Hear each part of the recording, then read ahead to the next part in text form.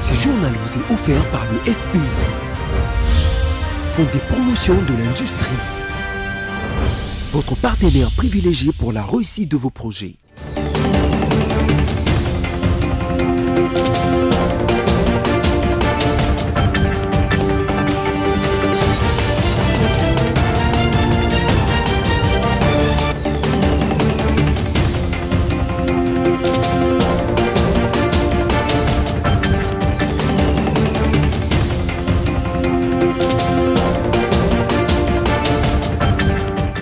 Le point sur l'actualité, c'est tout de suite sur BSC Télévision. Madame, Monsieur, bonsoir et merci de nous rejoindre. Tout de suite, les sommaires.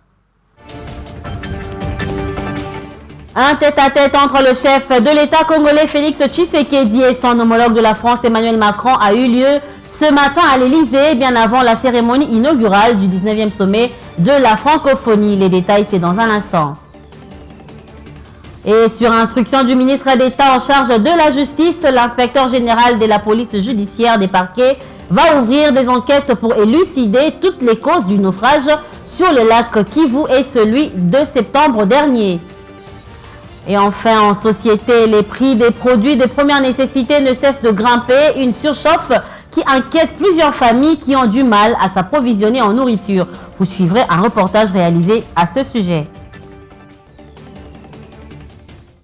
Voilà tout pour les sommaires. Encore une fois, bonsoir et merci de vous joindre à nous. Vous le savez certainement que le président de la République, Félix Tshisekedi, est arrivé depuis hier soir à Paris, capitale française, pour participer au 19e sommet de la francophonie qui regroupe plus de 80 États et gouvernements. Bien avant les débuts de ces assises, le président Félix Tshisekedi et son homologue français Emmanuel Macron se sont rencontrés en tête-à-tête ce matin au palais de l'Élysée. Les sujets d'intérêt commun entre la France et la RDC ont été abordés au cours de leurs échanges de plus d'une heure.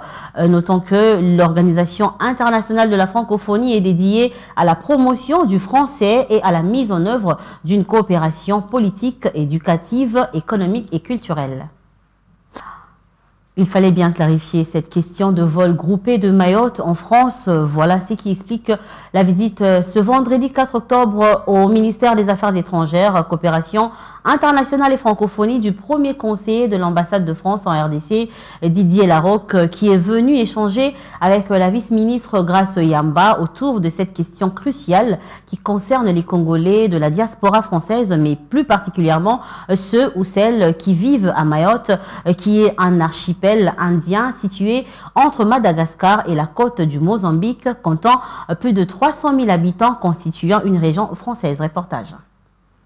Pendant que les sommets de la francophonie s'ouvrent à Villers-Cotterêts, en France, avec la présence remarquée du chef de l'État congolais, Félix Tshisekedi, une question de vol groupé de ressortissants congolais des Mayotte vers la République démocratique du Congo, évoquée par le ministre français de l'Intérieur, Bruno Retailleau, lors des questions au gouvernement à l'Assemblée nationale française, fait la une de certains médias. Une opération avec pour objectif de reconduire des étrangers en situation irrégulière à Mayotte vers la République démocratique du Congo. Il est donc observé que les départements français, qui comptent un peu plus de 300 000 habitants à ce jour, reçoivent de nombreux migrants et ou exilés depuis ces dernières années, y compris des ressortissants de la RDC. Il était donc important de clarifier cette situation et apaiser les questionnements désordonnés de certains analystes qui évoquent des mobiles non fondés. Je voulais remercier Madame la vice-ministre, Madame Kazadi, d'avoir bien voulu me recevoir pour clarifier la situation des vols de retour de certains ressortissants congolais de Mayotte. La première chose que je voudrais dire, c'est que ces vols de retour se situent dans le cadre d'un accord signé entre les deux pays le 17 avril 2022, qui s'appelle un mémorandum d'entente, qui a été signé entre la Direction générale de migration et le ministère de l'Intérieur en France. Deuxième chose, c'est que ces vols de retour également se situent après une mission d'identification d'agents de la Direction générale de migration à Mayotte pour identifier des ressortissants congolais et seulement des ressortissants congolais. Nous avons d'une manière générale une collaboration extrêmement exemplaire dans tous les domaines avec la République démocratique du Congo Et comme vous le savez, la France également se félicite de la participation du chef de l'État congolais au sommet de la francophonie qui se tient à partir d'aujourd'hui à Paris et à Villers-Cotterêts. Après la déclaration du diplomate qui a également précisé que ces vols de retour sont organisés après identification par les agents de la DGM à Mayotte des ressortissants congolais. À en croire ces propos, plusieurs d'entre eux ont été identifiés et prennent place dans ces vols de retour. Une situation bien maîtrisée et régulière à l'image de la collaboration exemplaire existante qui n'est pas susceptible d'entacher les relations entre les pays d'Emmanuel Macron et de Félix Antoine Tshisekedi Tshilombo, que le premier conseiller de l'ambassade française qualifie des fortes, confiantes et profondes.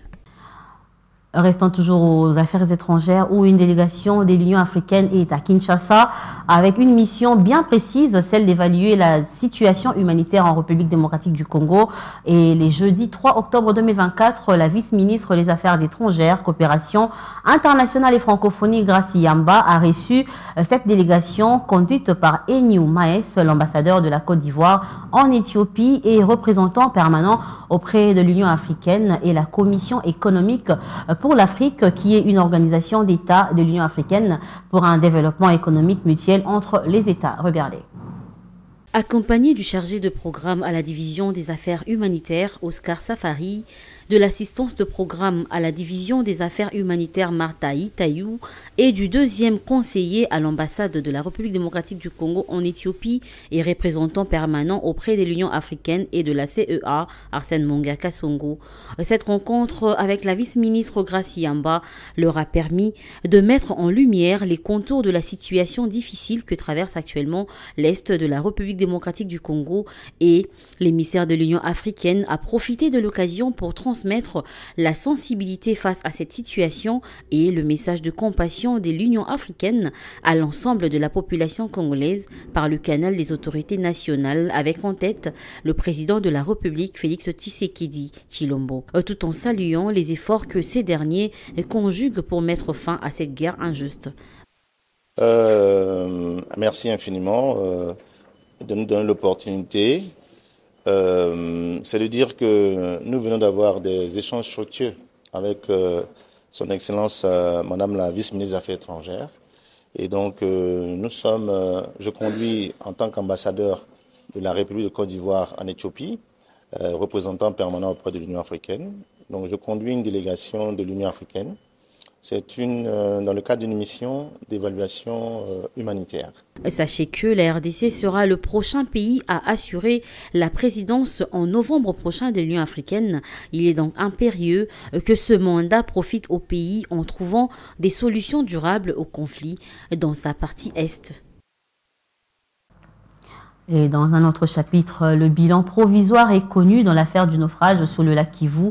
Et une enquête a été même ouverte sous l'autorité du vice-premier ministre en charge des transports en vue d'élucider les causes de cet incident malheureux. Le président de la République, la chef de la MONUSCO, ainsi que les FRDC présentent leurs condoléances aux familles éprouvées. Junette Fika. À ce stade, le bilan provisoire se présente comme suit. 23 décès, 58 survivants qui sont actuellement pris en charge. 23 décès et 58 rescapés ainsi que plusieurs personnes portées disparues. C'est le bilan provisoire donné jusque-là après le naufrage du jeudi dernier sur le lac Kivu par les autorités de la province du Nord Kivu. Jusque-là, les causes restent encore à déterminer. Il y a eu un naufrage du bateau MV Merdi en provenance de Minova, territoire de Calais, province du Sud Kivu, à plus ou moins 700 mètres du quai du port de Kituku.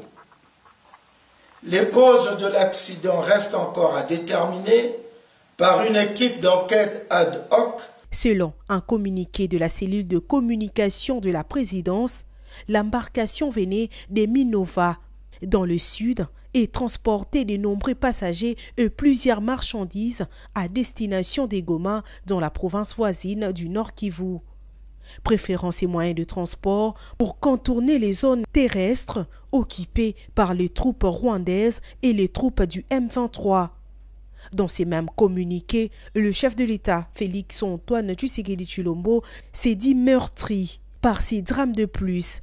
Ainsi, il adresse ses condoléances aux familles de victimes et salue la bravoure de FARDC ainsi que d'autres éléments qui ont permis de secourir et de préserver la vie de certains compatriotes.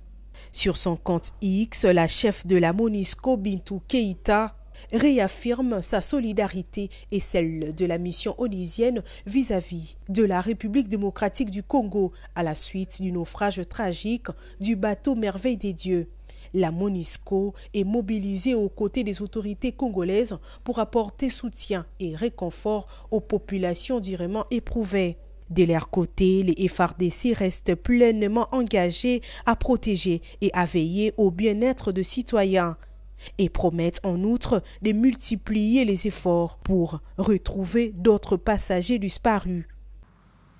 Et le ministre de la Justice, Constant Moutamba, informe l'opinion qu'il a ordonné à l'inspecteur général de la police judiciaire d'ouvrir les enquêtes sur le naufrage survenu sur le lac Kivu ainsi que sur un autre naufrage bien évidemment survenu le 16 septembre sur la rivière Kwango. Ces enquêtes viseront à étudier les circonstances de ces événements malheureux et établir les responsabilités afin que les personnes qui sont à la base de ces accidents soient poursuivies devant les juridictions compétentes. Ainsi, le ministre de la Justice, à son tour, présente ses condoléances aux familles ayant perdu des proches dans ces incidents.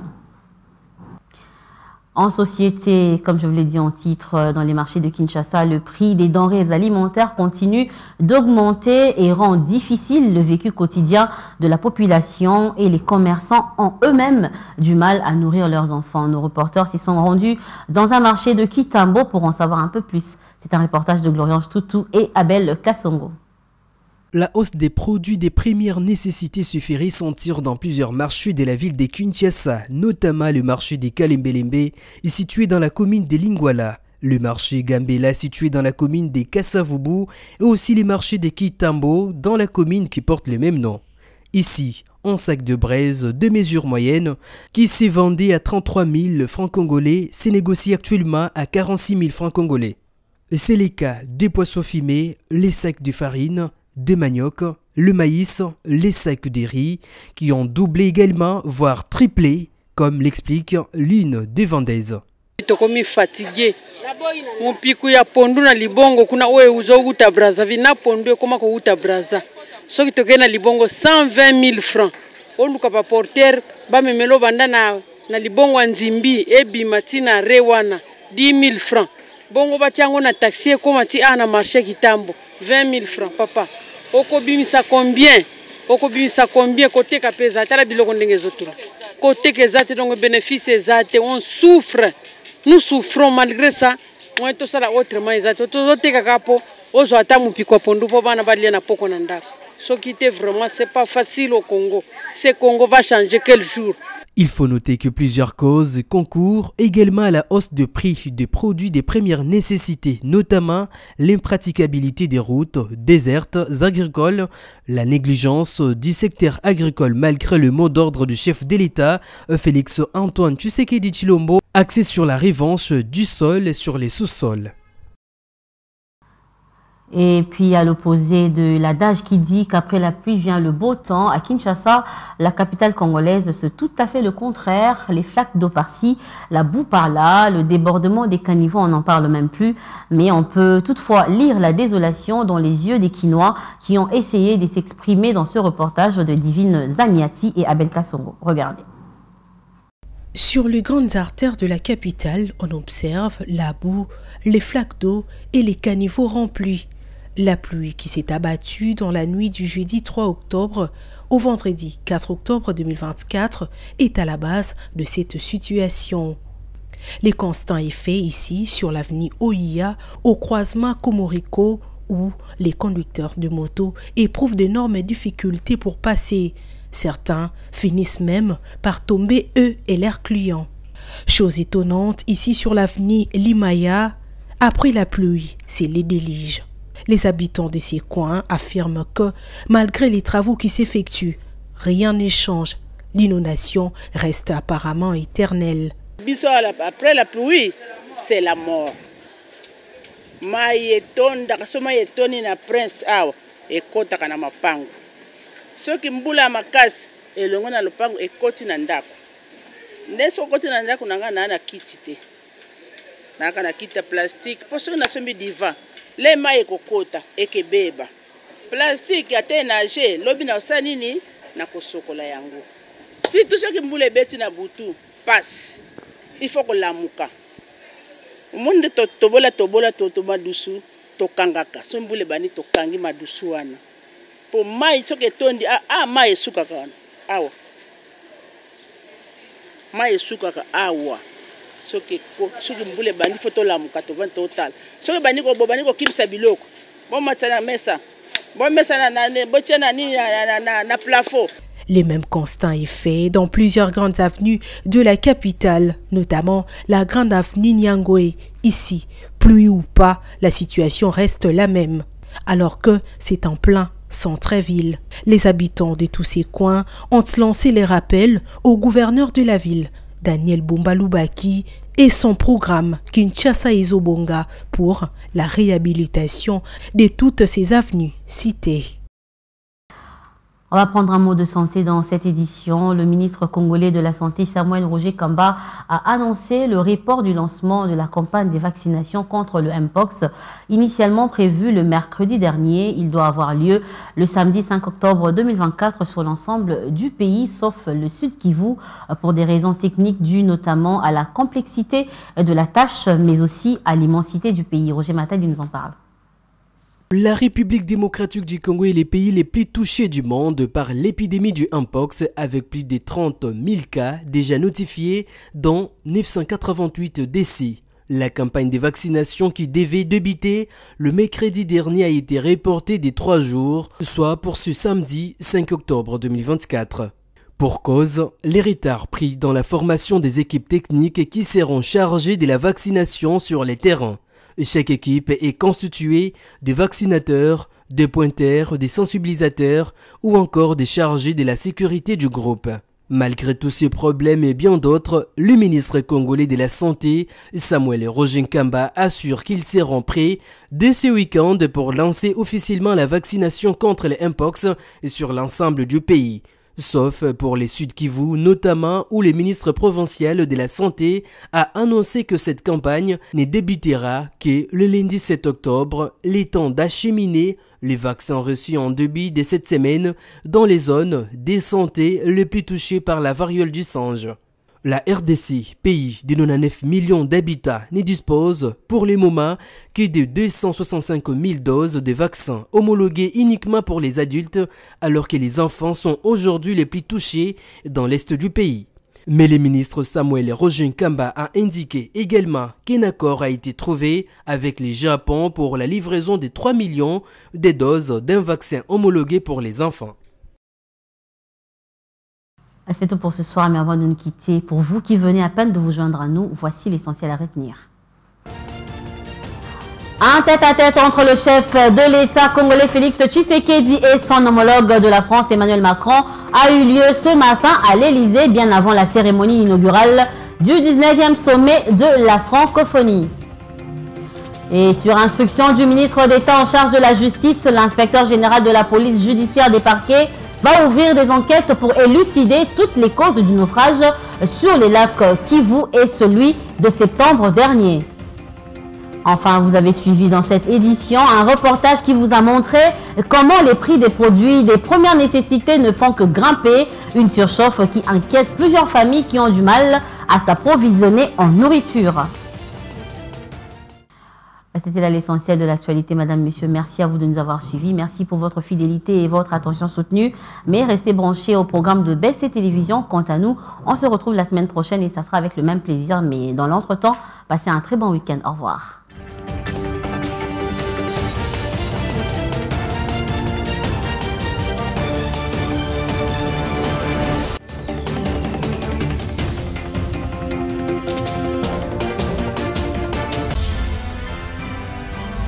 Ce journal vous vous a été offert par le FPI, Fonds des promotions de l'industrie, votre partenaire privilégié pour la réussite de vos projets.